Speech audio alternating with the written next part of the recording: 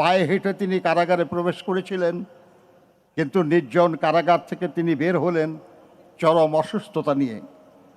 দেশ বিদেশের চিকিৎসকদের মতে পরবর্তীতে গৃহবন্দিত্বের 4 বছর তাকে বিদেশে চিকিৎসার সুযোগ না দেওয়ার কারণেই তার অসুস্থতা বৃদ্ধি পেয়েছে এবং তার ফলশ্রুতিতে অবশেষে তাকে মৃত্যুর কাছে হার মানতে হলো এই অপরাজয় নেত্রীর।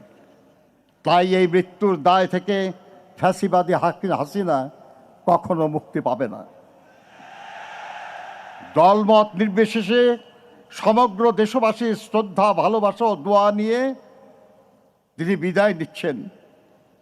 পেছনে রেখে গেলেন এক মহিষী নারী, এক সংগ্রামী রাজনীতিবিদ, এক দেশপ্রেমিক রাষ্ট্রনায়কের অনন্য কর্মজীবনের উদাহরণ, যা এক অনুসরণীয় দৃষ্টান্ত হয়ে থাকবে ভবিষ্যৎ প্রজন্মের রাজনৈতিক নেতাকর্মীদের জন্য।